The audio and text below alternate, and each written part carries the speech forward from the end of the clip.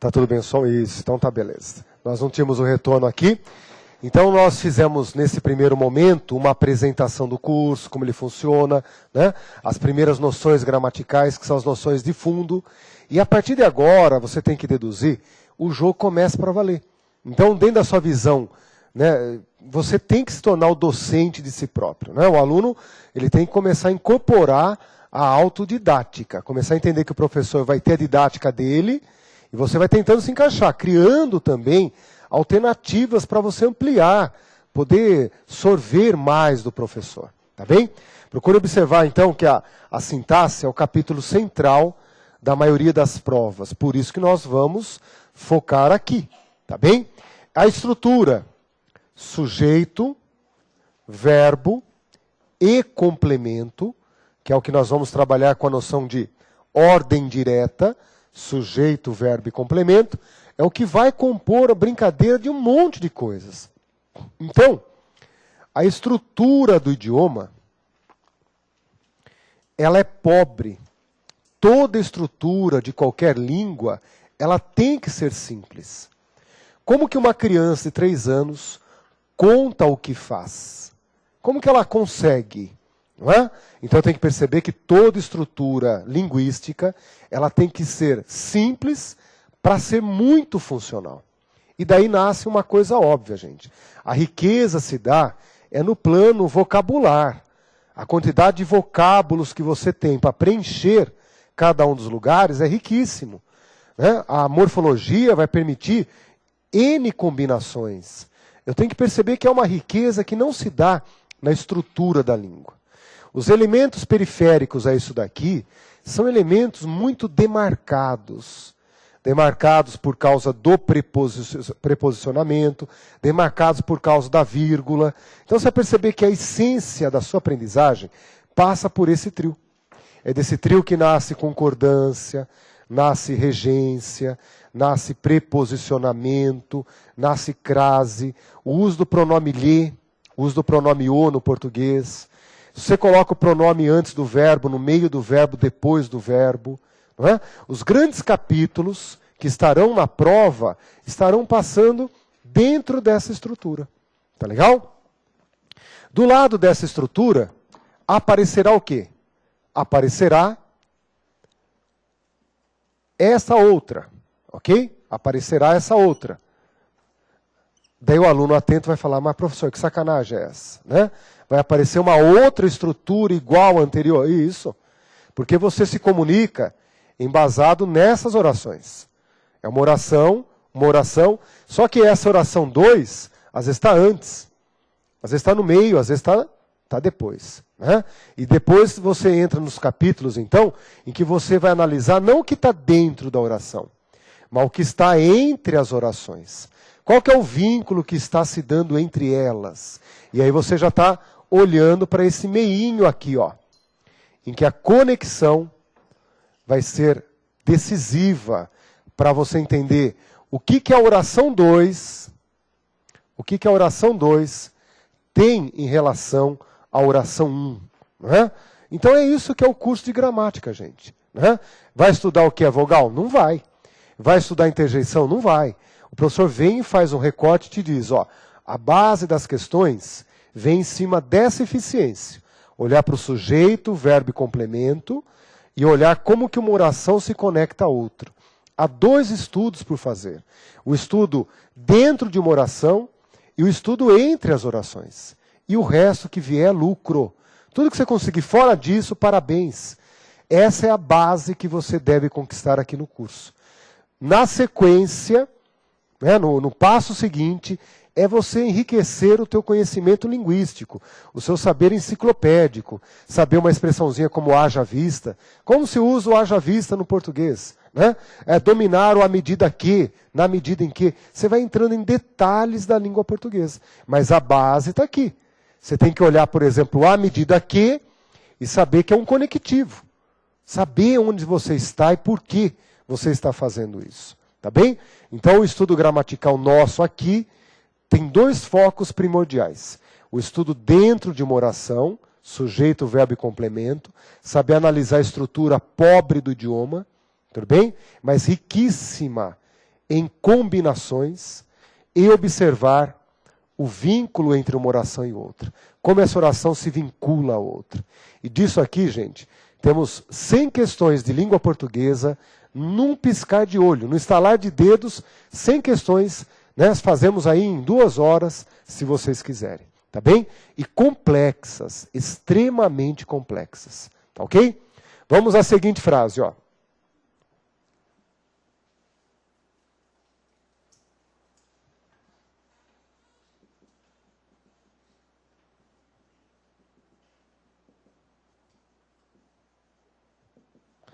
Tudo bem? Numa frasezinha merreca dessa, ok?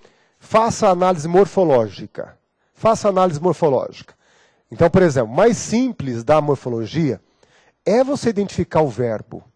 Porque o verbo não tem nada igual a ele. A única vez que numa sala de aula eu fui surpreendido foi numa aula em que eu estava escrevendo devagar. Né? E daí eu falei, vamos classificar tal. Daí teve uma criatura que olhou para o devagar e chamou de... O que é o devagar? É o verbo. Você olha e fala, está na cara que é verbo. Eu falei, desgraçado. Então vai lá e conjuga. Já que você está vendo o verbo aqui, começa a conjugar. Eu, aí a pessoa percebe que não sai conjugação. Né? Eu devago, não sai conjugação.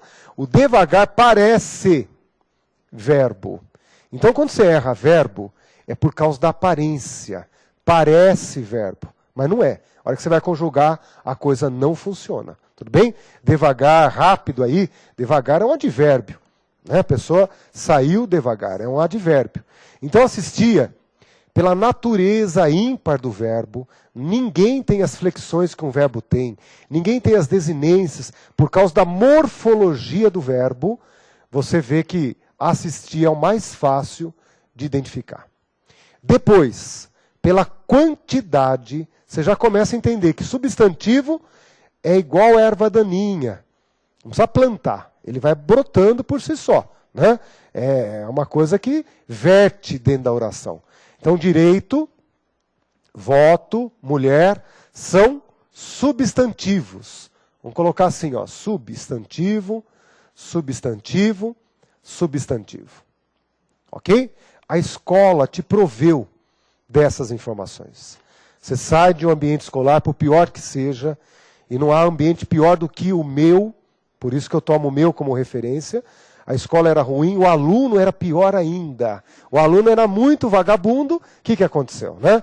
Eu saí do colégio, amando escrever e ler, mas com baixíssima competência para isso. Ok? É aí que é importante você perceber. Eu, com 15, 18 anos, eu também falaria isso. Ó, é verbo, substantivo. O jogo da vida começa a partir disso, gente. Ok? A nossa ineficiência começa a partir de agora. Tá legal?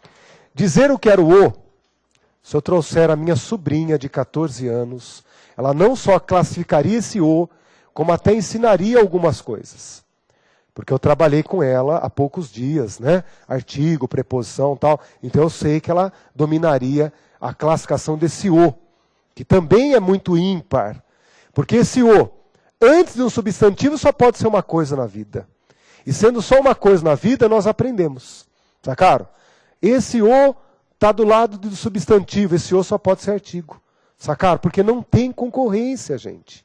Agora, eu percebo que eu tenho um a antes de um substantivo.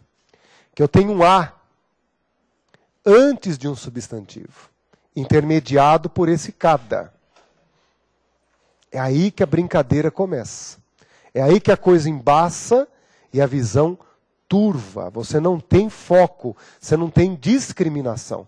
Falta base teórica para você olhar para esse A e chamá-lo de preposição. Olhar para esse A e dizer preposição. Mas para eu dizer que há voto, o A é preposição, eu antes olhei para o substantivo e falei substantivo macho. Substantivo macho. E antes do substantivo macho, eu nunca vou usar um artigo fêmea. Isso é matemática. Isso é raciocínio lógico. Se voto é macho, esse A não é artigo definido feminino. Transparente, límpido, raciocínio lúcido. É óbvio. É aquilo que no dia a dia a gente fala, é lógico. Por isso que eu olho para esse A e chamo esse A de preposição. Porque eu matei a concorrência. Sacaram? Aquilo que na minha cabeça estava em choque, eu vou lá e falo, ó, você está morto. Você vem para frente. Aqui em cima, ó, cada. Esse cada é um pronome indefinido. E sendo cada um pronome que indefine, eu sei que esse A, então, que está aqui, não poderá ser um artigo definido feminino. Não poderá ser um artigo que define. Senão haveria um conflito de interesses. Como que eu vou colocar um pronome que indefine e antes um artigo que define? Aí a conversa é doido. Não dá para usar uma coisa que indefine e outra que define. Sacaram, então? Que ao usar o cada, eu elimino a hipótese de usar um artigo definido antes. Porque o cada é um pronome indefinido. Portanto, esse A é preposição. Alguns alunos aqui diante de mim, e vocês que nos acompanham, sabem disso. Há um grupo de alunos que está olhando e está entendendo, porque ele traz uma bagagem de casa. Sacaram? O cérebro está passeando num bosque florido.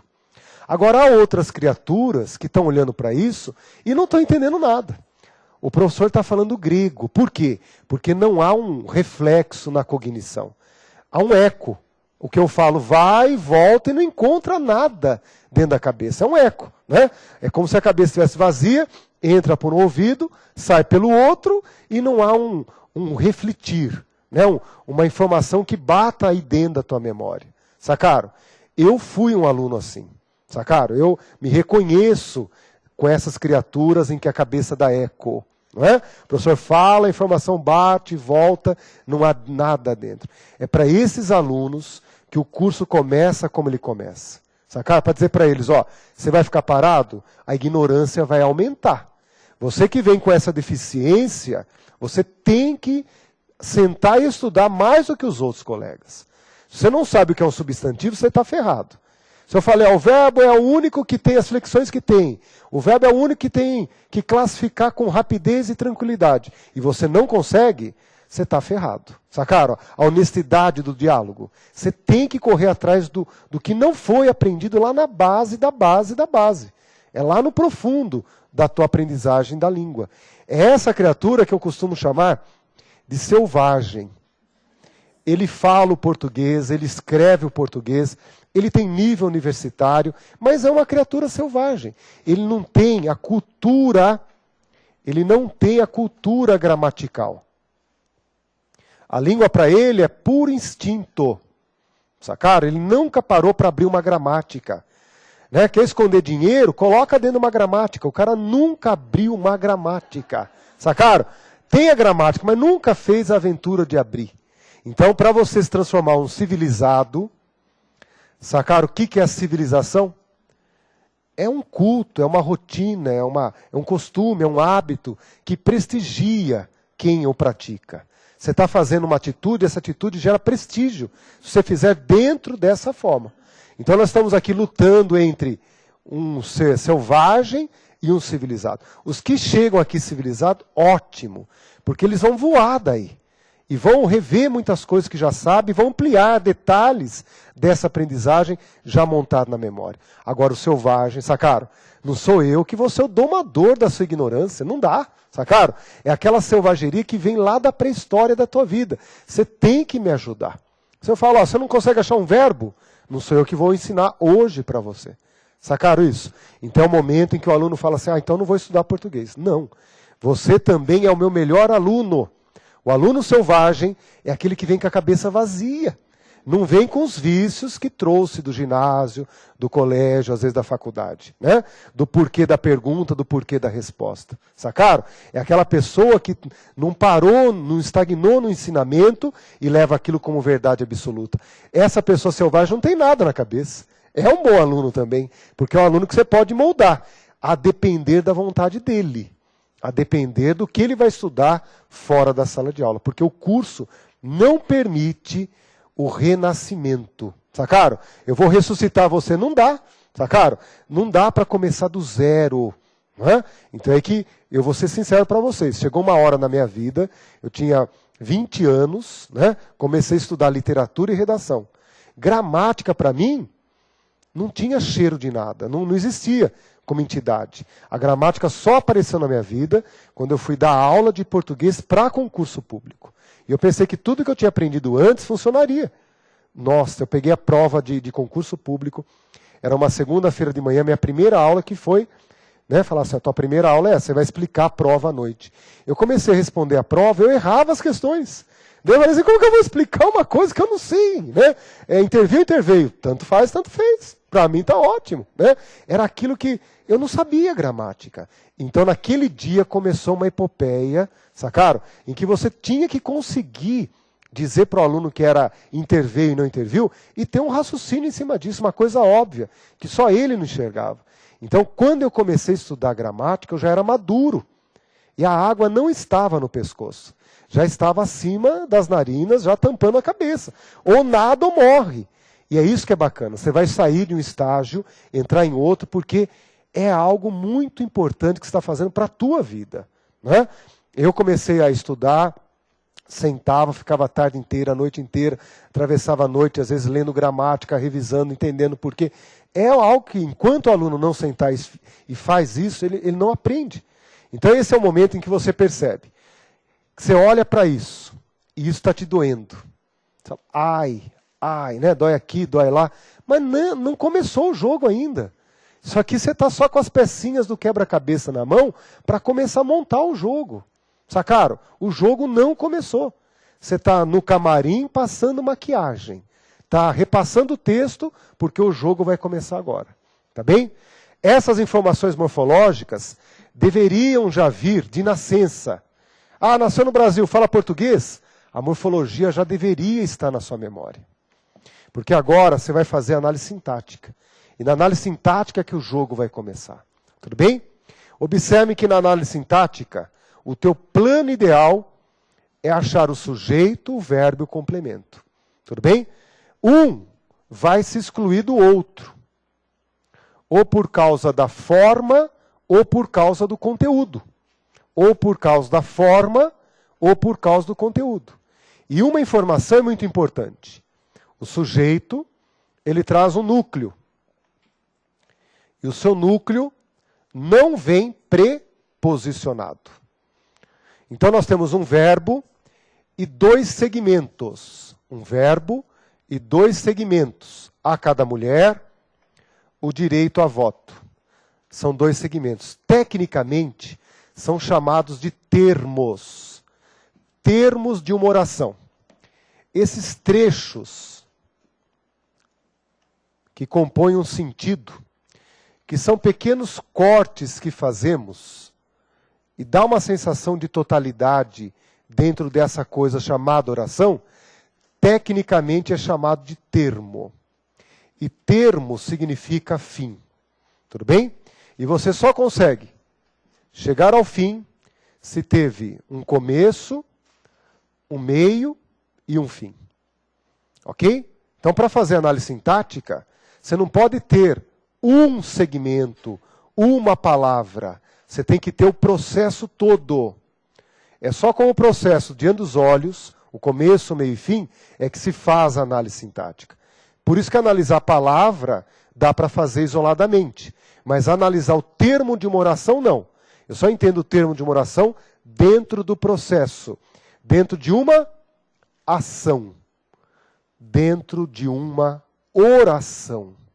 É aí que eu entendo qual é o papel daquele termo. A hora que eu componho o conjunto, vejo a ocupação das peças, como que elas se arrumaram, e aí sim a oração passa a aceitar a análise do termo. Ok? Então vamos lá. Qual que é o sujeito do verbo assistia? É a mulher ou o direito? O direito a voto. O direito a voto é o sujeito. Duas sensações ocorrem nesse momento. Para quem está civilizado, já entrou na civilização gramatical, olha para isso e entende o porquê. E o entendimento começa graças a essa palavra a, que ele classificou lá na morfologia. Você está marcando aí no seu papel, né? Esse a lá na morfologia era a tal da preposição. O sujeito, o seu núcleo, não vem preposicionado. Se o a é uma preposição e é uma preposição, mulher não é o núcleo do sujeito. Para quem está em estado selvagem, a pessoa está olhando e não está acreditando. De novo o aluno está falando assim, esse cara saiu no intervalo, toma um gole de cachaça e volta para a aula. Como que ele vai falar que mulher não é sujeito numa frase dessa? Está no lugar do sujeito. Sacaram? Está no lugar do sujeito. Está com cheiro de sujeito. E se der uma lambida, vai dizer que está com sabor de sujeito. Está com todo o jeitão. Mas por quê? Porque ele não entendeu a classificação da preposição. O dia que ele entender a classificação da preposição, ele entra numa outra fase da vida. Ele sai de uma sala, entra em outra. A sala nova que ele entrou, ele nunca mais vai conseguir voltar. E essa sala nova vai permitir a entrada para N novas salas. Enquanto ele não sabe a preposição, ele fica em uma sala só. Sem vista, sem panorama, sem horizontes. A preposição é a primeira lição do português. Tá bem? Então o sujeito é o direito a voto. Qual é o núcleo do sujeito? Voto ou direito? O núcleo do sujeito não vem preposicionado. Esse a aqui, o professor falou que é a tal da preposição. Não é? Você marcou aí. Por isso que direito é o núcleo do sujeito. E é com ele que o verbo vai concordar. Se eu mexer no direito, o verbo reage na mesma hora. Se eu passar direito para o plural, vai ficar os direitos assistiam.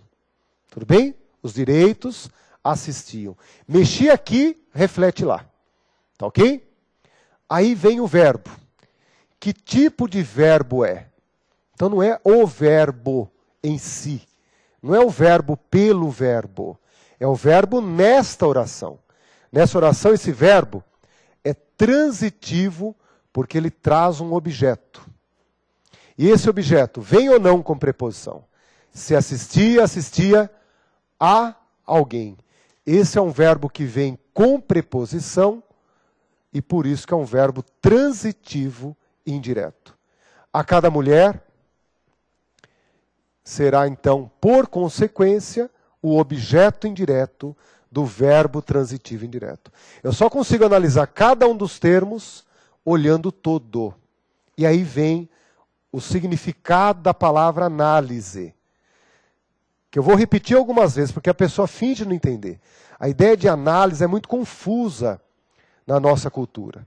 Mas ela traz uma base grega que significa separação. Sacaram? E para você ter mais exatidão ainda, é a palavra discriminar, discriminação, que tem que dar o tom da conversa. Existe uma discriminação na nossa sociedade que é a pior de todas. Discrimina a religião, cor, né, os seus costumes, as suas preferências. Né? De certo que torcer para o Corinthians também merece um pouquinho, né, de desconsideração. Mas não tem problema. Nós temos que tolerar, aprender a conviver com isso aí. Não é? Notem que a discriminação que nós falamos aqui não é essa que nós usamos para diminuir o outro. Essa discriminação aqui é para observar que as coisas são diferentes. E é isso que nos torna melhores, que nos torna um belo. A diferença, não a igualdade. A igualdade nos padroniza, é horrível. Ok? Na língua também. As coisas são diferentes. Eu tenho que aprender a ler as diferenças, não as igualdades. O dia que eu estiver observando as diferenças, eu matei a charada. As igualdades você já sabe, você já controla. O problema é observar as diferenças entre uma coisa e outra. Quer estudar, quer aprender, quer memorizar? Aprenda a enxergar não as igualdades, mas sim as diferenças. Então, o direito e a cada mulher são muito diferentes. Aí você aprendeu a fazer análise sintática. Sacaram lá? Você conseguiu discriminar o direito, que não vem com preposição, de cada mulher que vem preposicionado. O direito não está preposicionado, a cada mulher está. Isso muda toda a configuração da sua análise. Então você tem o todo, separa o todo em partes. E aí que começa a discriminação. Fazer análise sintática, então, é algo técnico, não é algo criativo.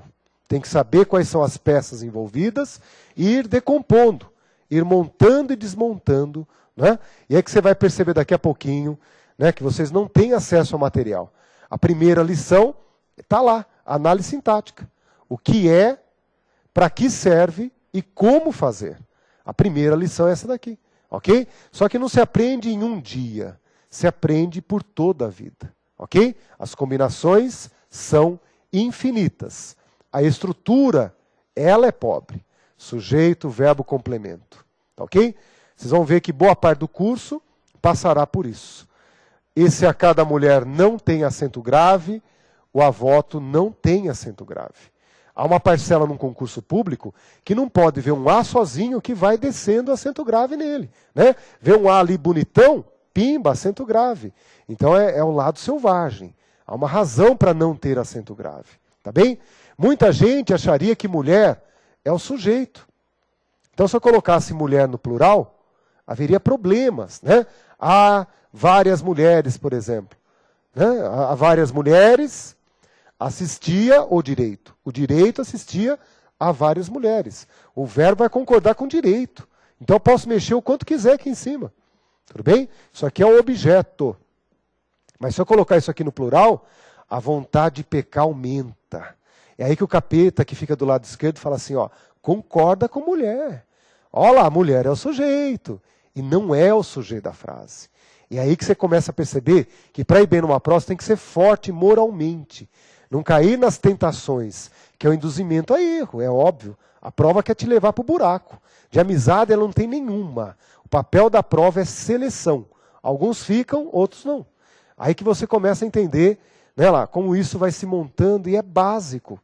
Porque nós temos aí 3 segmentos. O direito ao voto, assistir a cada mulher. São 3 segmentos, eu não posso perder para isso. E a derrota às vezes ocorre exatamente nisso daí, tá bem? Então o curso começa dizendo o seguinte, nós temos 3 itens importantes numa gramática. A fonética, a morfologia e a sintaxe. A fonética ela passa, né, assim, em alguns momentos se comenta alguma coisa. Morfologia é o estudo pela relevância. Você vai na morfologia para colher o que é importante na sintaxe. Para a sintaxe rodar bem, funcionar bem, ter um funcionamento adequado, você vai até a morfologia e colhe o que é necessário. Mas o jogo se dá na sintaxe. Tá bem? Não vai demorar muito para vocês entenderem isso. E a sintaxe depende da morfologia. Por isso que nosso curso, então, tem uma finalidade. Que é um curso que quer unir na tua cabeça a morfossintaxe. Isso aí vai se tornar um corpo só, um alimentando o outro, um contribuindo para a análise do outro. Tá bem? Isso não é separado, isso é junto, mas tem que ser construído. Ok? E o último capítulo que se estuda uma gramática é o capítulo da semântica. Ok? É o capítulo do estudo dos significados.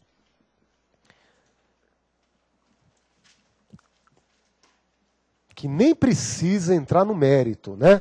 A análise semântica é permanente, ininterrupta. É isso que nós vamos estar trabalhando o tempo todo. Ok? Então, vocês já entenderam o mapa e a essência do curso pelo qual você passará.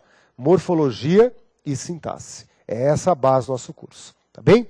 Então vamos agora projetar para vocês perceberem. Esse material que está sendo projetado é o que vocês têm no material 1. O que está vendo aqui é o que você vai ver no seu material 1. Tudo bem?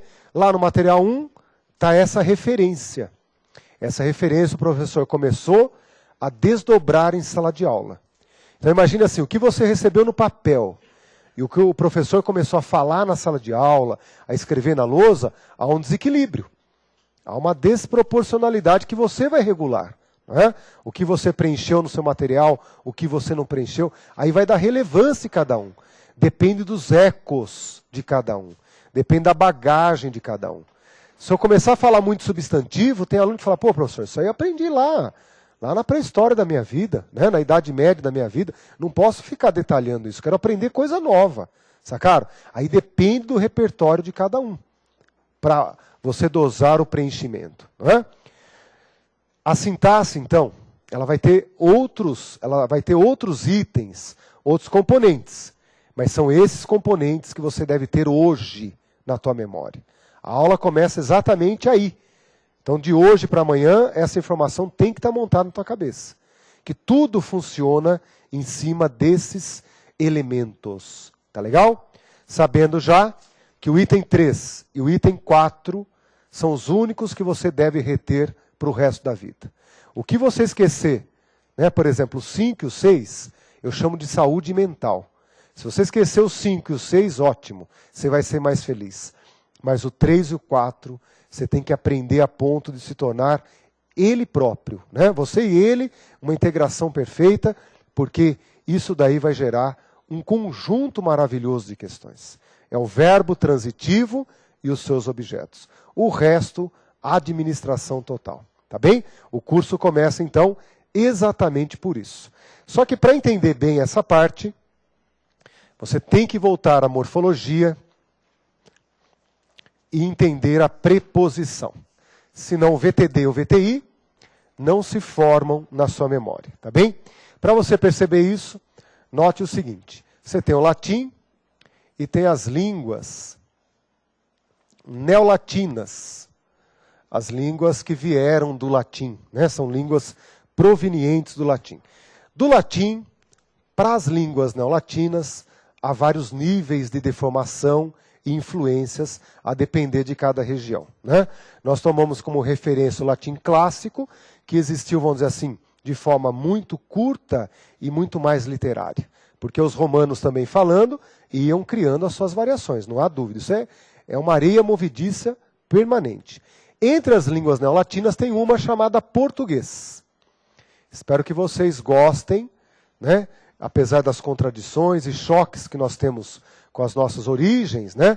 Tanto que brasileiro, que eu conheço, é o único nome que te dá origem de pátria, que nasce não no sufixo que indica origem, nacionalidade, como, né? Por exemplo, paulistano, não é isso? Soteropolitano, né? O ano, ense, são sufixos que indicam a origem. Agora, eiro quer dizer profissão. É estranho, né? Brasileiro era o cara que trabalhava no pau-brasil, comercializava o pau-brasil, vendia, comprava o pau-brasil, né? Principalmente os caras que cortavam, carregavam, os índios, os brasileiros. Então é que você percebe que é um sufixo que indica trabalho. Olha que contradição, né? Já era para ter sido uma nação ótima, que ele nasce com essa contradição. O nome que identifica quem nasce aqui é um que já está com o trabalho dentro do nome. E olha o que deu o Brasil. Né? E nós estamos aqui lutando para reverter a situação. Não é isso? São 500 anos de luta contra isso daqui. O extermínio, né, da nossa pátria, com os bens materiais que ele tem, essa coisa que hoje nós começamos a ter uma consciência melhor, um controle maior, né? Com altos e baixos, tá certo? Mas é bacana perceber isso. E nosso olhar para os portugueses, né, para quem nasce em Portugal, um olhar de desdém e de paixão, né? Aquela coisa do amor e do ódio ao mesmo tempo. E se os holandeses tivessem ficado e ganhado a batalha, né? Os franceses... Por que os ingleses por aqui não chegaram? Né? Então é aquela coisa que o brasileiro fica se sentindo meio afastado do resto do mundo, graças às suas origens. E eu, ao contrário, amo, né, a língua portuguesa, amo ser brasileiro, e nós estamos numa fase, vamos dizer assim, muito bacana, em que, se Deus quiser, a gramática vai se aproximar do que nós somos. Né? Esse é um sonho erótico que eu tenho, um dia que a língua portuguesa do Brasil, né, se torne algo gramaticalizado. Tá certo? É aquilo que não é marginalizado, mas sim oficializado. Nós falamos, eu prefiro mais isso do que aquilo, e isso tem que estar correto, pô. Como que está errado? Né? Ah, eu cheguei na aula. Tem que ser assim. Ou pelo menos facultativo, usar de um jeito ou de outro. Mas você já está sacando que esse sonho meu é um sonho, não é uma realidade. Tá bem? Você tem que voltar para a realidade. Então, voltando para a realidade. Latim e línguas neolatinas. Quando você queria, por exemplo, chamar a rainha de Regina, né, a lei de Lex, por exemplo, né? Então, quando você usa Regina assim, isso aqui significava a função de nominativo. O nominativo é o sujeito de hoje em dia. Então, o que se deduz do latim? Que para você usar a forma correta, você tinha que saber antes análise sintática. Para usar da rainha, você tinha que usar regine, com esse ezinho no final. Era chamado de genitivo. É o genitivo. O que hoje nós chamamos de adjunto adnominal de posse. Adjunto adnominal de posse. Então você percebe que no latim, você tinha que saber a análise sintática antes de escrever. Por isso que é uma língua difícil. Você tinha que ter um controle de funções para dar a forma correta. A rabeira da rainha ia mudando de acordo com a função. Se eu escrevesse, por exemplo, Regina já era o objeto, já era objeto de alguma coisa. Ela teria sofrido a ação e não mais praticado. Lá era chamado de acusativo. Acusativo, é como se o verbo indicasse, né, o objeto da ação. Hoje nós chamamos de objeto direto. Sacaram então que a rabeira da rainha ia se mexendo de acordo com as funções sintáticas. O que aconteceu? Você vai para o espanhol, para o italiano, para o português, para o francês e passa a usar apenas a palavra rainha. Deixa de usar, por exemplo, o conceito de declinação. A palavra carregando a própria função. Era mais simples. Dentro da palavra já vinha a função. Né? Aqui está escrito Regina, objeto direto. Aqui está escrito Regina, sujeito. Aqui Regina é a dona de alguma coisa. É a dona da coroa, do reino, o que for. Sacaram então que conforme você usava lex, legis, legibus, ia mudando a rabeira da palavra, ia mudando a função da palavra. Então o latim era chamado de língua sintética, porque dentro da palavra já tinha função. Quando você vem para as línguas neolatinas, você passa a ter a palavra rainha em todas as funções. Não muda mais a rabeira da rainha. Sacaram? Ela vai ser sujeito, objeto direto, objeto indireto, e nela nada mais se altera. Perfeito? Para eu usar, por exemplo, a rainha como sujeito, eu usaria assim, a rainha. A rainha está feliz. Para usar a rainha como objeto direto, eu já usaria assim, eu vi a rainha.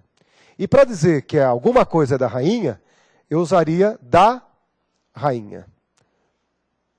Começam a aparecer elementos que não havia no latim.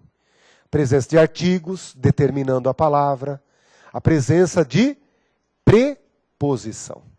As preposições que eram algo praticamente ausentes no latim, começam a povoar as línguas que nascem do latim. Então vai estudar francês, italiano, espanhol, português, a grande nova aprendizagem é dominar essas pecinhas que antecedem a rainha. Isso aqui está te informando muitas coisas. Só que na vida escolar, essas pecinhas que antecedem não foram para nós esclarecidas. Hoje você olhar para um da rainha, você olha para a rainha. E até fica imaginando o poder, a beleza, né, o aroma que ela deve ter. Tem um perfume completamente diferente. Você não olha para a pecinha que está antes da rainha. Então, vamos estudar português, vamos? O que você tem que aprender hoje, adulto? A olhar aquilo que num quadro, por exemplo, não é a obra-prima. É a taxinha que prende o papel atrás. Tudo bem? Você está olhando uma porta, você fala, mas que porta magistral? Você está olhando um cantinho prego que está ali segurando aquela madeira. Você está olhando o detalhe que sustenta. E é esse detalhe que vai te produzir uma organização.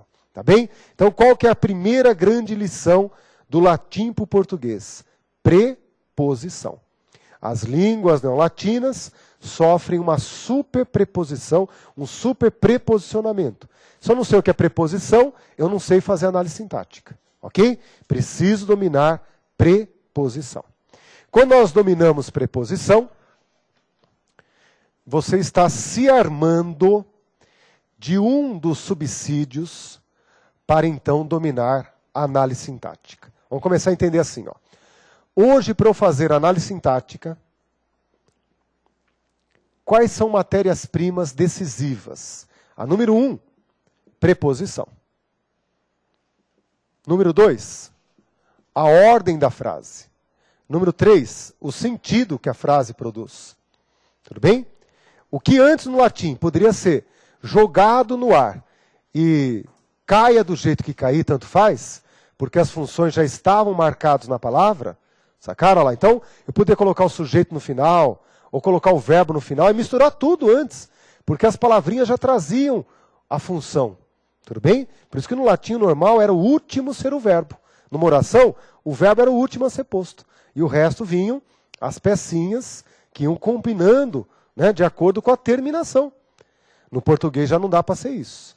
Se eu começar a bagunçar muito, poderá haver problemas de sentido. Porque a palavra rainha agora não permite mais essa liberdade. Se eu digo assim, ama o povo, a rainha, eu já estou criando caos para quem vai ler. Eu não usei a ordem direta. Eu não usei a ordem direta.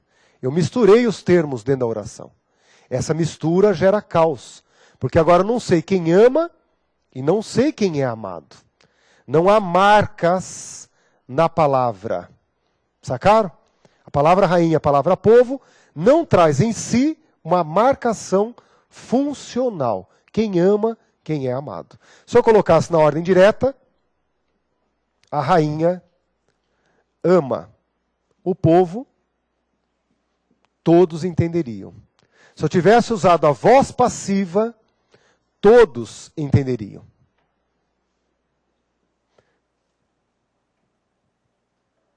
Porque daí rainha viria com uma marca registrada. Não é o lugar dela.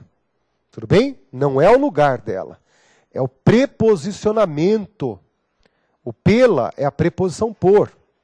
É aí que você começa a entender que com esse preposicionamento, rainha cria uma libertação. Ou melhor, um aprisionamento. Por estar preposicionado agora, não tem um valor. E eu começo a entender que isso é uma montagem e uma desmontagem. Então, por exemplo, na frase 1, a língua portuguesa vem e cria uma artificialidade. Ah, professor, não dá para mudar a ordem da frase? Não dá. E eu tenho que passar para o cara que o povo é amado pela rainha. A rainha que ama. Eu vou lá e coloco um A antes do povo. E esse A, na cabeça de um selvagem, esse A é um A. Sacar que bonito, não é poético isso? O que é esse A? O cara olha para mim, olha no fundo dos meus olhos e fala, pô, professor, o A é o A. Quando uma pessoa responde assim, você fala, puxa vida, eu não tinha percebido, parabéns, você tem razão. Não discuta com uma pessoa assim. É uma pessoa que tende a apelar para os instintos brutais rapidamente. Não há razão dentro da cabeça da criatura. Quando a pessoa diz que o A é a vogal A, você já pode bater palma, porque houve uma grande evolução. Entre as 5 vogais, ele sabe que o A é o A. Agora, a criatura civilizada é a criatura que olhou para o A e chamou o A de preposição. Essa é uma pessoa que tem cultura gramatical. Essa é uma pessoa que saiu do estado selvagem, que todos estão, e entrou na cultura gramatical do português. Por quê? Se você pegar o italiano não vai ter isso, se pegar o francês não tem isso, pegar qualquer língua neolatina, você não tem isso. Olha o que nós não temos nas outras línguas e criamos no português. Você tem o a, que é artigo, você tem o a, que é preposição, você tem o a, que é pronome pessoal, você tem o a, que é pronome demonstrativo, você tem o a, que é o verbo haver ainda, para dar uma dose a mais. Sabe aquele que você fala assim, dá um chorinho quando o cara coloca uma dose assim, né? Fala, dá um chorinho. Ainda tem o verbo haver, para esse chorinho ainda aumentar, para a confusão ficar mais dolorosa. Porém, o dia que você souber classificar a preposição a, esse é um problema que se desmancha no ar. Que o grande problema é a preposição. Pronome tem o ambiente dele, o artigo tem o ambiente dele. O problema é discriminar quando é preposição. O resto você vai controlar com muita tranquilidade. Sacaram, então, qual que é a primeira lição de língua portuguesa hoje? Madurão, do jeito que você está, com a cabeça boa, você tem objetivos na vida, está tudo muito bem demarcado. Primeira lição de língua portuguesa, dominar a classificação da preposição a. Procure por todos os materiais didáticos que você tiver na tua casa, peça emprestado para o tio, tia, professor de português, vá pela vida, nenhum livro te ensina o que é preposição a. Volta na tua vida escolar. Você teve essa aprendizagem de como classificar a preposição a? Se você teve, parabéns. E se encontrar o professor que ensinou, beije-o. Sacaram? Mesmo que seja do mesmo gênero, às vezes o homem tem vergonha de beijar homem, beije esse homem porque ele foi uma pessoa que viu o que você precisava aprender. E é diferente. E por experiência própria eu diria, muito raro um ambiente escolar ensinar para uma criatura a preposição a.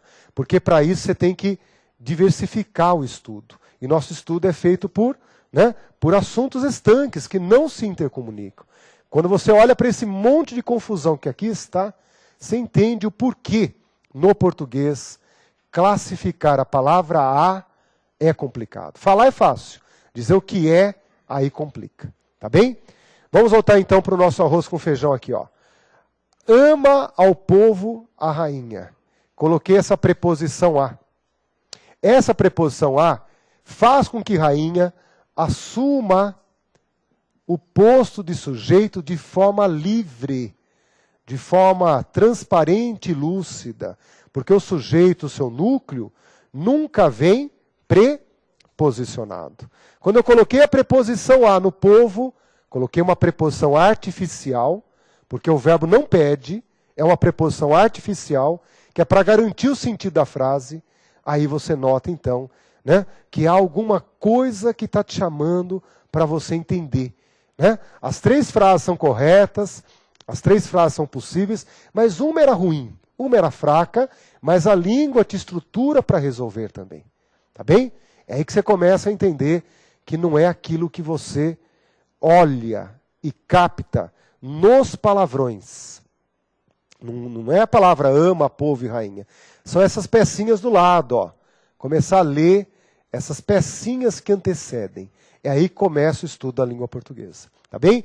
Estudar a língua portuguesa, então, fazer análise sintática, vai depender da tua competência em classificar o preposicionamento, a tua competência em arranjar a frase na ordem direta, por mais torta e embriagada que ela esteja, pegar a bichinha, chacoalhar e botar na ordem direta, e o sentido, gente. Não adianta nada você montar a estrutura mais linda do mundo e não tem nexo nenhum. Sacaram? Tem que ter sentido.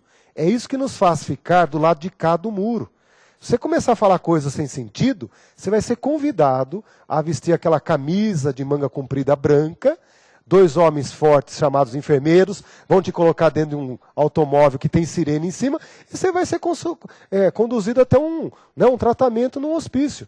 Tem que ter lógica, tem que ter sentido. Tá bem? Observe o último exemplo que eu vou passar para vocês aqui. Ó. Na frase.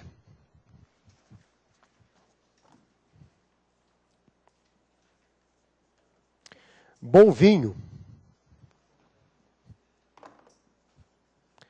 contém as garrafas Novamente são três termos, sendo que o verbo não é composto como termo. Ele é uma entidade.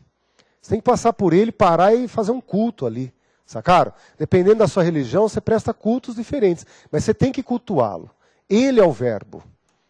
É ele o coração de tudo isso. É nele que tudo começa. É nele que você vai encontrar lógica.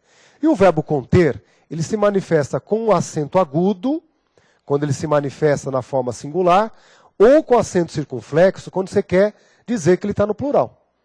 Para ele ficar com acento agudo circunflexo, depende do sujeito. Ok?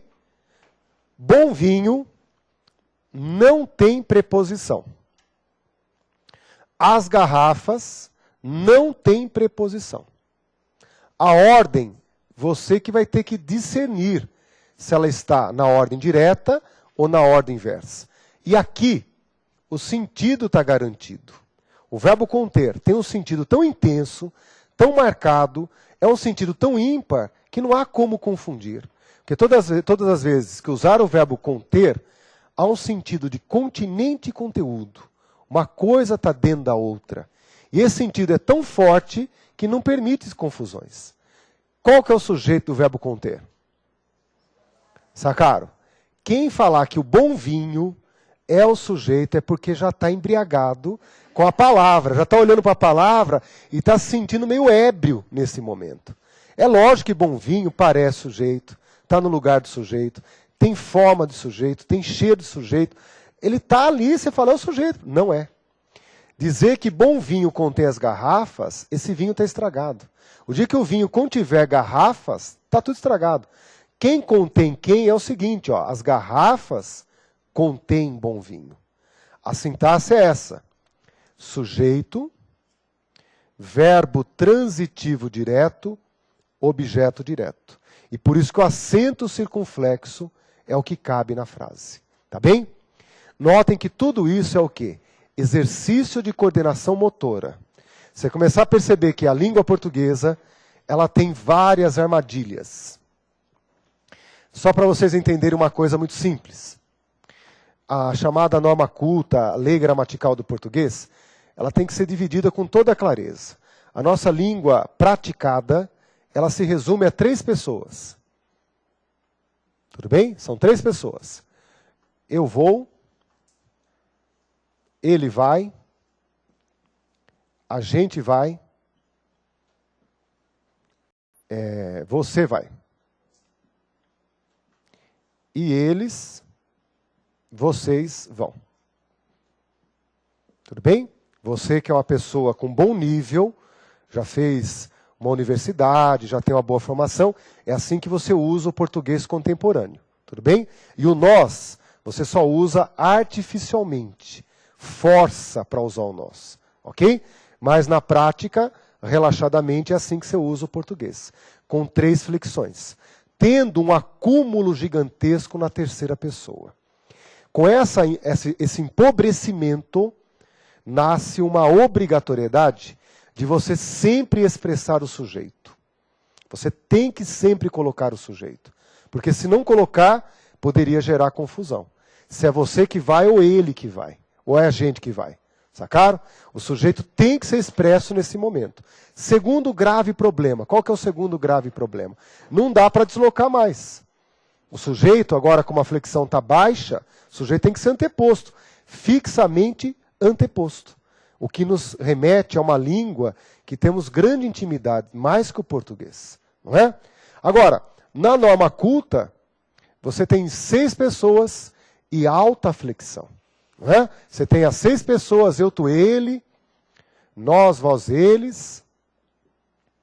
Temos o você e vocês, fora outros pronomes de tratamento. Sacaram? E isso aí é tudo ricamente flexionado e completamente diferente. E por isso que na língua portuguesa você tem uma libertação para inverter as ordens. Há uma grande flexão na norma culta. Por isso que no português, inverter é algo livre. Se não vai gerar confusão, é algo livre. Diferente de outras línguas, como o francês ou o inglês, que vão gerando essa rigidez, porque diminuem a flexão dos verbos. Vai diminuindo a flexão dos verbos, vai exigindo que o sujeito seja anteposto. E isso é a lei do menor esforço, gente. É a lei natural das línguas. Algumas caminham mais para um lado, outra para outro. Mas vocês já sabem que é isso que nós vivemos. Quando você vai ensinar um estrangeiro a falar português, é isso aqui. Não é o vós. Ensinar um estrangeiro a falar o vós é porque você odeia o estrangeiro. Se um argentino vem para cá, é só o vós. Tu e vós nele, sacaram? Porque você vai perceber que ele vai sair para a rua, não vai ser compreendido. Não é? Vai parecer que caiu do século XV no século XXI.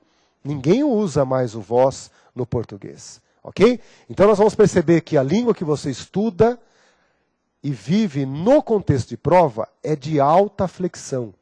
Flexionam-se 6 pessoas. Diferente do português prático, em que flexionamos só em 3 pessoas. Ok? Isso gera possibilidades de combinação completamente diferentes. Baixa flexão, rigidez no sujeito. Alta flexão, libertação do sujeito. Joga o sujeito onde você quiser que não tem problema. A concordância discrimina, a concordância denuncia. Tá bem? Vamos então ao último exemplo antes de nós começarmos a trabalhar a questão do verbo, então.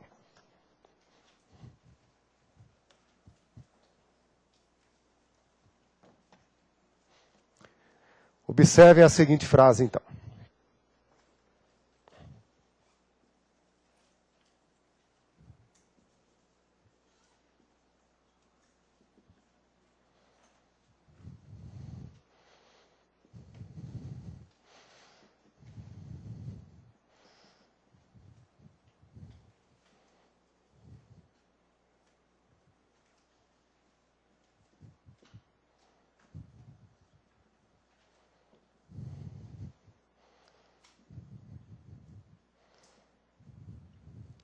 Então, vamos lá. Comece a perceber assim. Vou fazer uma prova da ISAF, do CESP, da Fundação Carlos Chagas.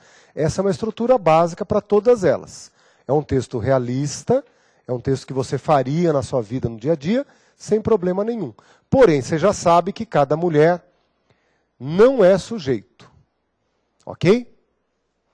Isso aí você já viu, já reviu e vai levar para casa isso aí, ó. Que a mulher nesta frase, não é sujeito. O verbo dessa oração é o cabe.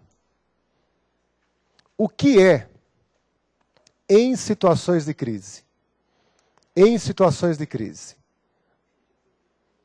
Você fala, não sei, não quero saber e tenho raiva de quem sabe. Sacaram como é uma didática moderna, contemporânea? É bom que você não aprenda tudo, não é? Mas esse em é uma preposição. E a tua cabeça busca a ordem direta. A ordem direta é achar o verbo para poder vinculá-lo à entidade número 1, que é a entidade sujeito. E o núcleo do sujeito não vem preposicionado. Então, com os olhos, você está dizendo, o a é preposição, mulher não é núcleo do sujeito. Em é preposição, situações não é núcleo do sujeito. Sacaram? Depois você vai dizer o que é. Objeto indireto, adjunto adverbial. Sacaram? Depois você vai e se dá o luxo até de classificar essas coisas. Mas elas são secundárias. Você está em busca do sujeito. Como a vivida nos anos 60, como a crise vivida nos anos 60, está até entre vírgulas. Ela está te dizendo, eu sou uma porcaria, não fica olhando para mim, você vai gastar os olhos em coisa errada. Não fica olhando para mim. E aí você chega no sujeito. Posições de autonomia. Entendendo que posições é o núcleo. É essa palavra, a palavra-chave, que você estava atrás. E aí você vai e emenda a frase na ordem direta. Posições cabem. Posições cabem. Era um erro de concordância. Então imagine uma prova da ISAF, em que você não tem uma oração como nós temos aqui.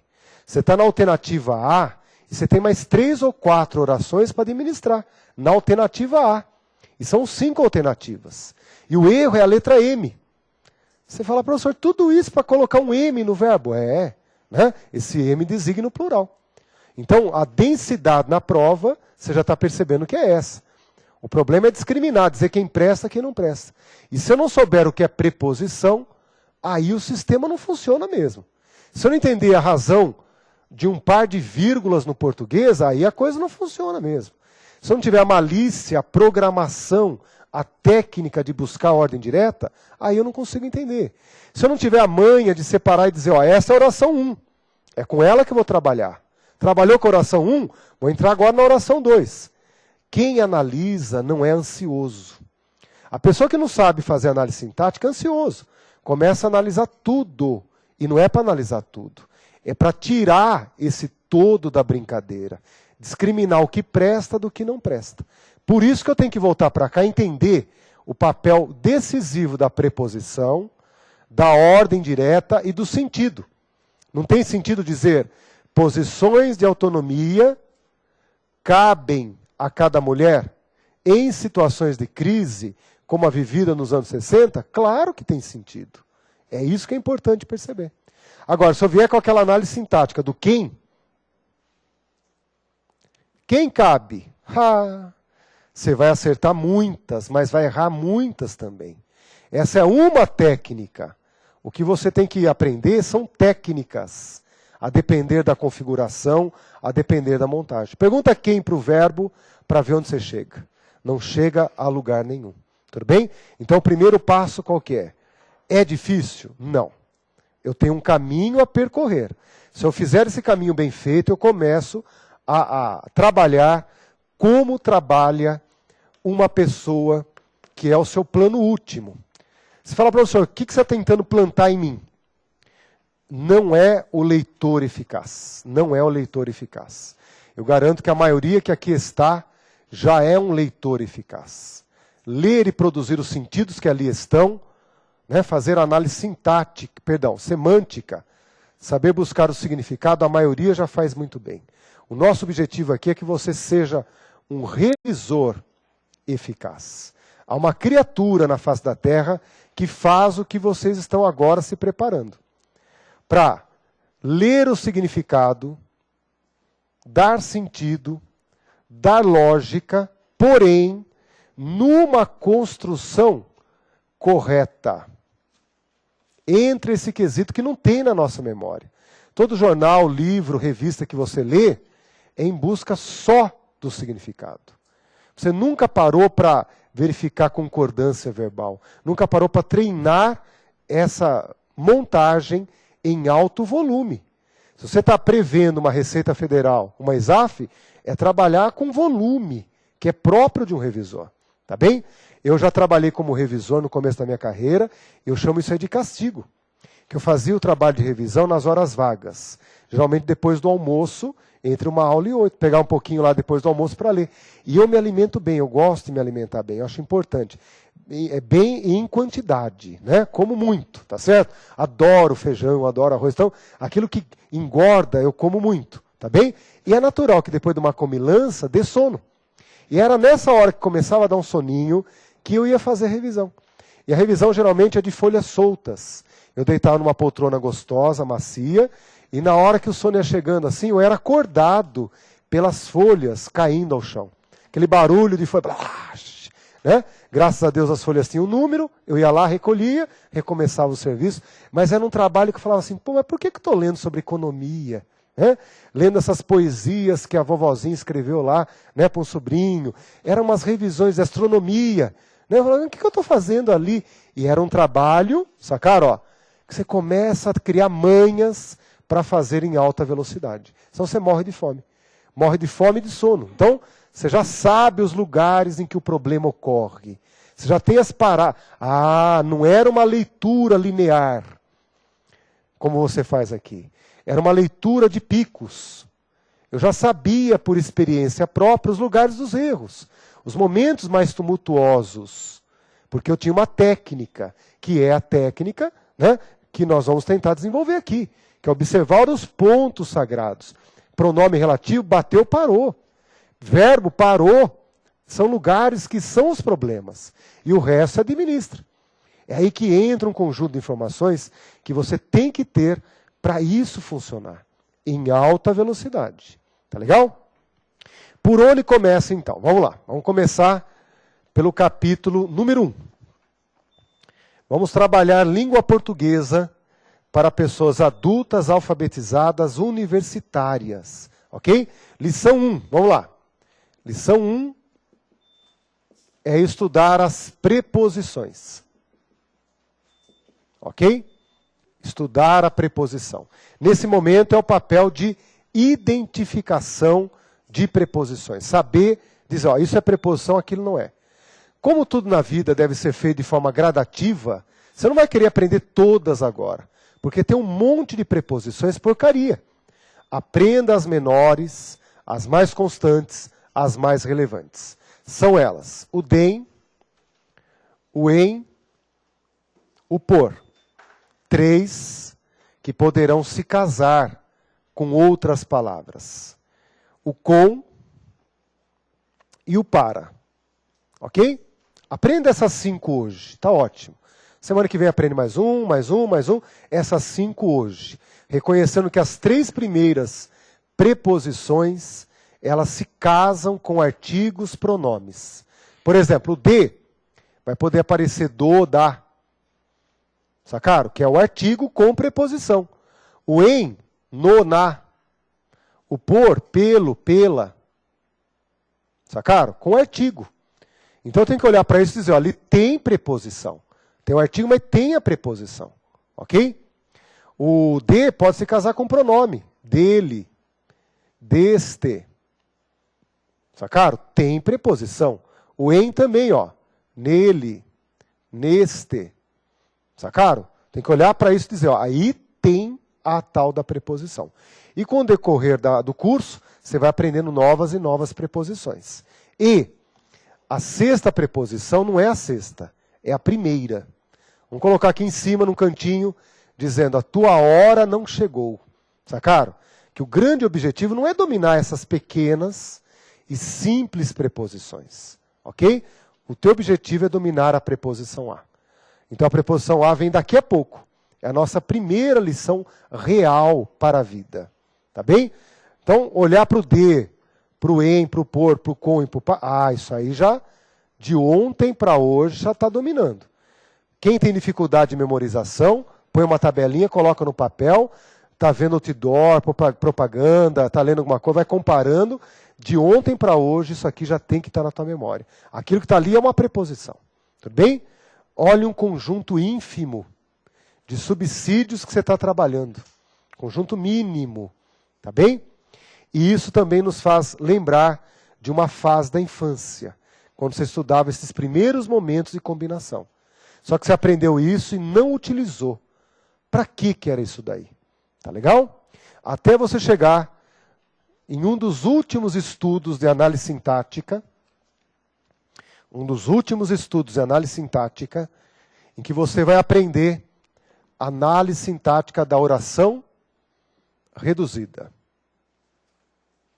E lá na oração reduzida, você vai trabalhar alguns problemas, ou não problemas, né? Depende do olhar. Por exemplo, ele tinha a necessidade. A necessidade é um nome, é um substantivo, é um nome. Ok? Então a gramática agora fala assim, olha essa parte, não as outras. Necessidade é classificado como substantivo. Pertence então à classe dos nomes. Notem que nesse momento a palavra necessidade, ela não tem sentido completo. A palavra necessidade não tem sentido completo. Ele tinha necessidade, fala logo, desgraçado, está com fome, quer ir no banheiro, qual que é a necessidade sua? Né? Você tem que saber qual que é a necessidade. A palavra necessidade não traduz a necessidade. E daí você nota que quem tem a necessidade de algo, de alguma coisa. Então isso se chama regência nominal. É um nome regendo a preposição, não é verbo. É o nome necessidade. Necessidade de vitória, necessidade de conquistas, necessidade de algo, de alguma coisa. E no português, você pode introduzir as coisas, as funções, de duas formas. Ou por meio de um substantivo, ou por meio de uma oração. Ou por meio de um substantivo, e vai ser um termo, ou por meio de outra oração. E sacar como não é a hora de eu falar nisso. Por isso que eu falei, Uma das últimas lições de oração, de análise sintática, é a oração reduzida. Sacar o caminho que você percorreu para poder chegar aqui e entender que você está abrindo uma oração completiva nominal, cujo nome completo eu não posso falar agora. Senão tem alguns que vão desmaiar, outros vão chorar. É uma oração subordinada, substantiva, completiva nominal. E você fala, professor, não vai dar. Dá, vai dar. Né? E daí você fala assim, para quê? Para saber que esse D é obrigatório. Para saber que esse D, se tiver na prova ausente, é um erro de construção. Mas só isso, só. Você sai de um salário e vai para outro por causa disso daqui, ó. Sacaram? De repente, uma questão acerta, mudou tua classificação, mudou teu salário. Vai até casar por causa do novo salário. Né? Isso eu chamo de falta de juízo. É falta de juízo, né? Passou no concurso, está ganhando bem, vai casar. É agora que você tem que curtir a vida, é o contrário. Né? Aí que tem que privilegiar a parte solteira da vida. Ok? Necessidade de que, olha lá, ele tinha necessidade de que o homem viesse aqui. Dentro da oração reduzida, você vai aprender que reduzir uma oração, na maioria das vezes, é tirar esse que. Você tira o que da construção, e essa retirada do que vai gerar um produto, né, que vai ser chamado de oração reduzida. Com o que, a oração está desenvolvida. Com a retirada do que, a oração vai ser reduzida. E daí você tem no português o seguinte produto, ó. Ele tinha necessidade de o homem vir aqui. As duas orações têm a mesma classificação, estão dizendo a mesma coisa, se prestam ao mesmo papel, que é complementar necessidade, porém você viu que nesta nova formatação, uma coisa muito estranha ocorre no português. Esse o, que é o artigo, e o de, que é a preposição, ficou um de um lado, o outro do outro lado. Por que não se acasalaram? Porque o homem aqui cumpre o papel de sujeito. O homem é o núcleo do sujeito. E esse artigo pertence ao núcleo. Esse artigo, que está pertencente ao núcleo do sujeito, ele não se casa com preposição. E aí ao extremo. Sacaram? Nós vamos estudar o 8. Aqui você já está no 80. Você está lá no extremo posterior. Aqui é importante perceber que é o momento em que o D está introduzindo, não o sujeito, o D está introduzindo uma oração. E essa oração, por coincidência, se abre com o sujeito. E é o único momento no português que sujeito e preposição ficam lábio a lábio e não se tocam. Não é bonito isso? Você tem a preposição de, o artigo o, um apaixonado pelo outro, pronto para casalar, um grudar no outro, e a língua portuguesa fala, não pode. Fica quietinho aqui, fica quietinho lá. Porque o sujeito não se une à preposição. Então esse é o único momento em que uma preposição não está introduzindo um sujeito, parece. Está introduzindo a oração reduzida. E esse sujeito, que é a peça número 1, não se casará com a preposição. Sacaram?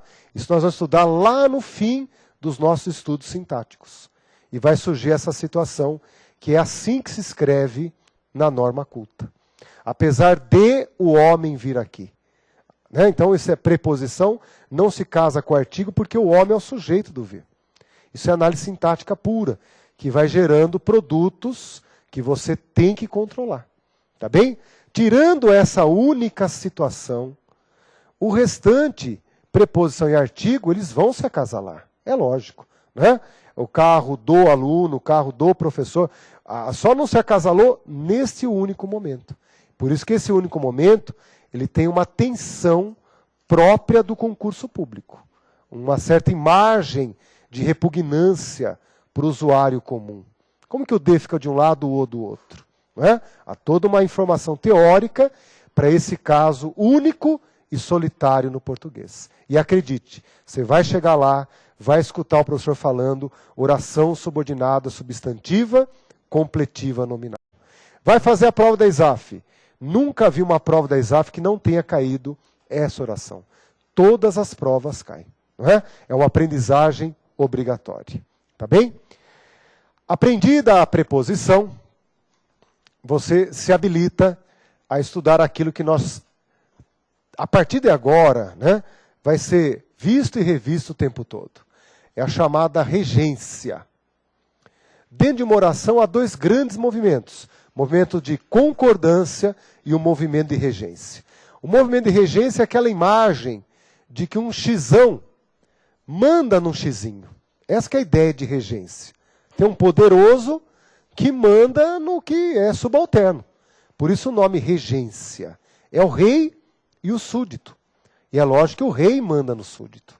E nesse ato de mandar, há uma lição que é o preposicionamento entre o regente e o regido. Como se dá essa relação? Se dá livremente ou se dá de forma preposicionada? Quando eu tenho o termo regente nome, o termo regido sempre com preposição. É por isso que a regência nominal, na maioria das vezes, fica num plano secundário. Você ouve falar, mas nunca para estudar para valer. Porque ela é monocromática. Quando o termo regente é um substantivo, é um adjetivo, o termo regido sempre virá com preposição. Então o problema é achar qual tipo de preposição. E aí o abastecimento que você tem do idioma desde o dia que nasceu, dá conta de resolver a maioria das vezes. Por isso que é uma lição secundária, a regência nominal. Porém, quando o regente é um verbo, aí a conversa é outra. Porque o colorido é enorme. E a hora que você filtrar e ficar com os dois verbos problemáticos, você encontrará então verbos que vão no termo regido exigir preposição, mas haverá o termo regente, o verbo regente, que vai lá para o regido sem preposição. Daí nessa hora, o aluno, ele fala assim, desgraça de idioma. Não poderia ser tudo com preposição? Sacaram? Que é esse degrauzinho que é o problema da coisa. Entre o exigir ou não exigir preposição. É aí que o professor garante o ganha-pão, sacaram? A minha vida é por causa disso aqui. Se fosse tudo com preposição, não dependia de mim. Aí que você começa a sacar os problemas que ocorrem. Por isso que a regência nominal, gente, é uma regência que você subestuda, subfatura. Deixa ali meio do canto. Agora, a regência verbal, o estudo é permanente. Quanto mais, melhor. Isso eu estou aperfeiçoando a cada dia. Esse é o plano que você tem que montar na tua cabeça. Ao termo que manda, ao termo que é mandado. Ao regente e ao regido. Estuda-se a regência verbal por quê?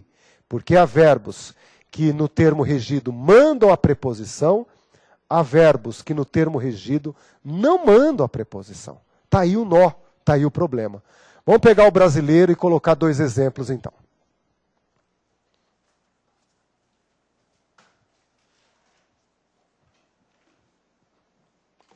Numa frase como essa, ó.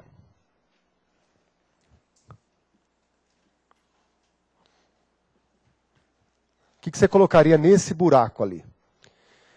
De forma intuitiva, sem nenhuma reflexão teórica, todos colocariam amor ao filho. Né? Tá certo? A mãe tem amor ao filho, o pai tem amor ao filho, tá certo? Que tipo de regência você está trabalhando? Para entender a regência, olhe no xizão, não no xizinho. Xizão. O que você tem no xizão? Qual classe de palavras? Verbo ou substantivo? Substantivo. Por isso que é regência nominal. Regência nominal. E você não teria nenhuma dificuldade. Se em vez de um substantivo eu colocasse um adjetivo, amável, ficaria amável, ele foi amável ao filho. E sacaram como aí não há problemas de regência. Saber usar o correto, preencher o espaço, seria intuitivamente tranquilo. Agora, quando você disser para mim,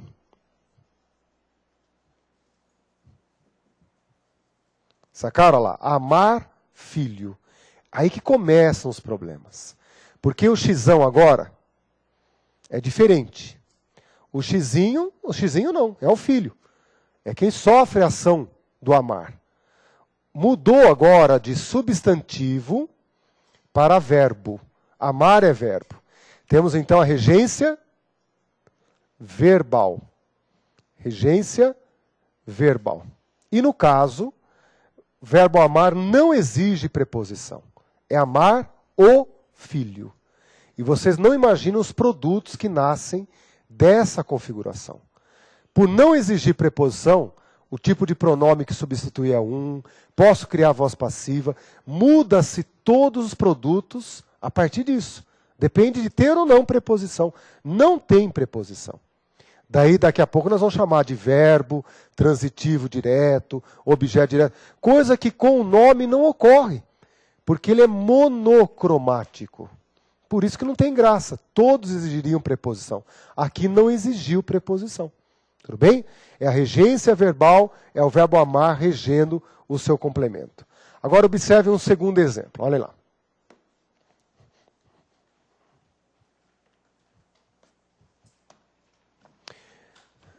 Quando você pega o verbo perdoar e coloca o filho, o que você faria? Como que você preenche aquele buraco lá? Você já sabe que perdoar é o xizão, o filho é o xizinho, o xizão é verbo, regência verbal. Regência verbal, estou olhando para um verbo que transita. É um verbo transitivo. Direto ou indireto? Exige ou não exige preposição? É perdoar o filho ou perdoar ao filho. E nesse momento, se você usar a intuição, e você for um brasileiro nato, você vai dizer perdoar o filho. Deixa de ser maldoso, deixa de ser ruim. Vai lá e perdoa o garoto, perdoa o filho. Mas a norma culta quer que você diga perdoa ao filho. E aí começam essas picuinhas, esses filigramas que vão gerar as grandes dificuldades da regência. Porque ao colocar essa preposição, tudo muda na configuração da crase, de pronomes. É outro produto que eu passo a trabalhar. É outra coisa que vai gerar frutos e frutos muito diferentes de amar o filho. Perdoar ao filho e amar o filho, completa. Então, por isso que aqui, a teoria vai te dizer, ó, verbo transitivo indireto. Ao filho, objeto indireto. Já no amar o filho, amar é VTD, o filho, objeto direto. Amar o filho, amar é VTD, Então, para a parte verbal, a regência criou uma teoria abundante, porque há vários tipos de verbos. Já para o nome, não. Para o nome, como é sempre monocromático, sempre exige preposição, não tem profundidade teórica. Por isso que a regência nominal é muito mais de consulta. Preciso pesquisar o que é, o que não é. Agora, a regência verbal não. É uma habilidade que eu tenho que saber analisar e distinguir, porque há mais de uma regência. E a base está aqui, ó. É essa visão teórica que você vai ter durante todo o curso. Há verbos que regem preposição, há verbos que não regem preposição. E acreditem, né? Boa parte da tua prova de língua portuguesa gramatical nasce desse movimento. Tudo bem? Nasce dessa habilidade. Tá legal? Vamos então olhar para o verbo agora e relembrar uma coisa simples.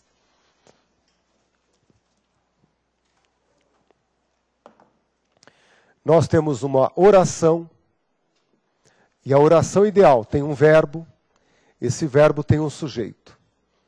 Quando se estuda verbo e sujeito, você estuda concordância. Ok?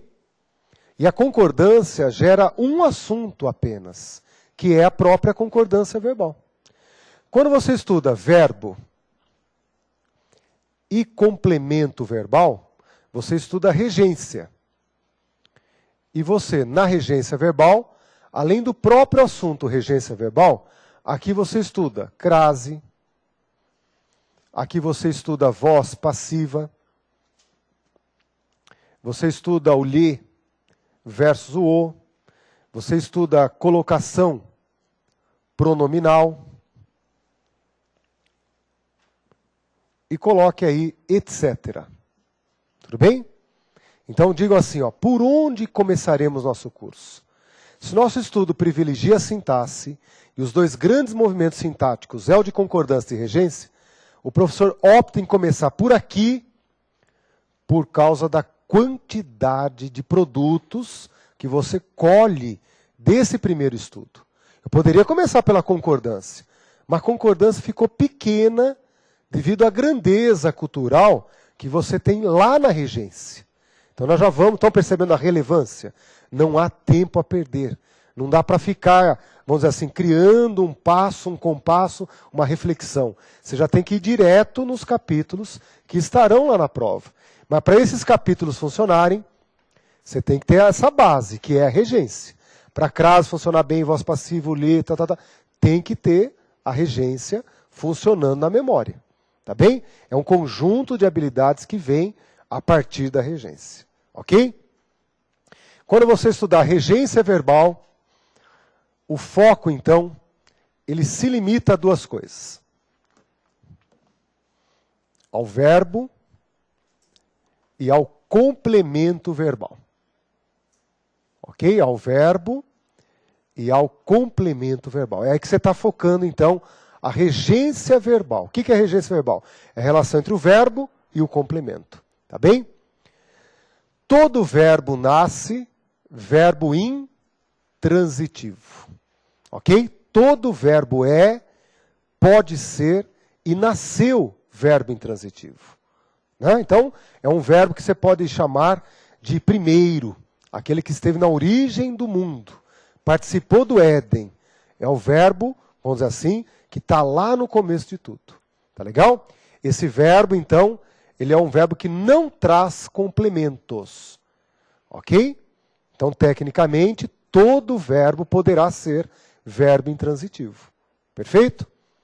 Mas você percebe que isso aqui é um caso à parte. Verbo intransitivo não tem graça, porque ele não traz o tempero, que vai ter o complemento preposicionado ou não. O gostoso vai estar aqui. E ele não traz essa parte gostosa. Paralelo ao verbo intransitivo, temos um verbinho que você já começa a subestimar. É um verbinho chamado de ligação. Que esse sim traz um complemento chamado predicativo do sujeito. Predicativo do sujeito. Geralmente representado por um adjetivo, que seria o mais perfeito possível. Lá está o adjetivo, é perfeito. Mas também pode ser um substantivo. Também pode ser um substantivo. Ele é médico, né? Substantivo, ou um pronome. Onde o substantivo vai, o pronome vai atrás. Né? Ou seja, de preenchimento nominal. O lugar do predicativo é nome que preenche. Nome. Substantivo, adjetivo ou aquele que substitui o substantivo. Não é? Perceba então que o predicativo do sujeito, como o nome diz, vai ser uma qualidade que você dá ao sujeito. É o verbo de ligação. O verbo de ligação matriz é o verbo ser. Esse é o verbo matriz. Ok? Quando você diz que uma pessoa não está boa da cabeça, que ela está louca, ela é um verbo de ligação. E a partir daí é que você passa a ter frações dessa loucura. São aspectos diferentes dessa loucura. Vamos fazer um rápido retrato desses aspectos da loucura da pessoa. Pegue a minha esposa como modelo, tá bem? Quando eu digo que ela é louca, é porque não tem mais reversão. A loucura é plena e irreversível. Já pertence à essência dela. Agora, quando eu usar o verbo estar, o que eu estou fazendo? Dando uma ideia de momentâneo. Tem cura, dá para melhorar. Ela está louca, sacaram? Não é um ato contínuo e permanente. é um ato que é descontínuo, ocorreu. Não é? Quando ela não era, tinha a aparência, começa assim, começa a falar sozinha, né? Você na cozinha parece que tem 5, 6 pessoas falando, e não, só está ela lá. Ela parece louca, né? São sintomas. Daí ela, de repente, vem e começa a dar sintomas graves. E daí passamos a ter verbos como tornar-se. Não é isso? Olha lá, ela se tornou louca. Um verbo como virou. Ah, ela virou louca. Sacaram? O verbo virar também vai ter outras configurações. Mas quando digo, ele virou estudante, ele virou jogador, ela virou louca, estou usando um verbo de ligação. Daí ela não era, começou a ser. Ah, daí ela se mantém na loucura. Então ela permanece, ela continua. E daí emprestamos o verbo andar nesse momento também. Ela anda louca, para dar a ideia que a loucura, né, um dia após outro, está continuando. Sacaram? É isso que é ser verbo de ligação. É muito pouco, cabe numa palma da mão. Por isso que eu não posso ficar gastando neurônio para os verbos de ligação. Tudo bem? É um conjunto muito pequeno, perto da grandeza do restante. E o que é mais importante? Só posso chamar um verbo de ligação se ele trouxer o predicativo do sujeito. O verbo de ligação tem que ter o predicativo do sujeito. Não é verbo de ligação se não tiver o predicativo do sujeito. E os tipos são muito poucos e vocês têm na memória.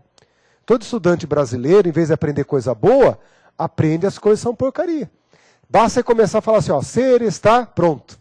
Daí toda criatura que passou pela escola brasileira começa a falar permanecer, continuar, tornar-se, e aí por aí vai. Sacaram então? Por isso você aprendeu. Porque eles são contáveis até. Dá colocar numa palma de uma mão. Sacaram? Por isso você aprendeu. Por que você nunca aprendeu o verbo intransitivo? Vamos ver, verbo intransitivo. Você não consegue. Né? Não tem como delimitar. Ok? E para concluir, temos aqui os verbos transitivos, que são aqueles, então, que vão trazer ideia de ação, diferentemente dos verbos de ligação, verbos que trazem a necessidade de um complemento, e não só necessidade, mas trazem fisicamente o complemento. Não é algo virtual que está na minha cabeça, não. O complemento está no papel, ok? E esse complemento é chamado de objeto. Perfeito? É para onde a minha ação foi. É o resultado da minha ação. É o destinatário da minha ação. É aquele que sofreu a minha ação. É o objeto da minha ação. E aí que é bacana você concluir. Que é desse jogo que nós vamos ter todos os problemas daqui para frente. Serão verbos transitivos que exigem ou não exigem preposição. Por isso que aprender, então, na sequência desse raciocínio, verbos chamados transitivos diretos, verbos transitivos indiretos e verbos transitivos diretos e indiretos, são verbos, então, que dependem muito mais do seu olhar em relação aos objetos, a configuração dos objetos. Né? Objeto direto, objeto indireto, objeto direto e indireto. O que significa o de? O que significa o i? E daí que nasce, né, lá, a prova de língua portuguesa. Há um conjunto de questões em cima disso.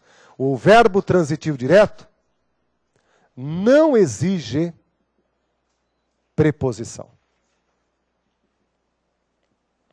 E o VTI é o verbo que exige preposição.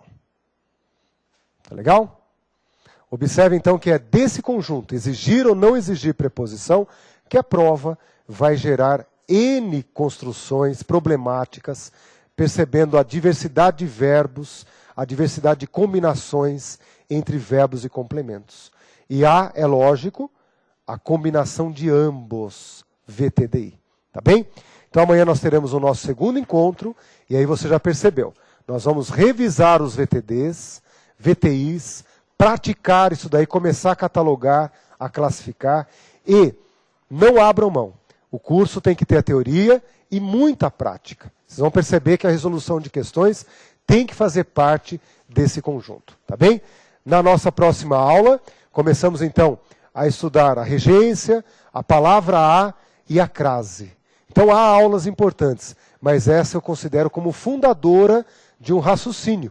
Então amanhã, né, lá, a presença de todos é uma presença sagrada, aguardo com carinho, tá bem? Até lá.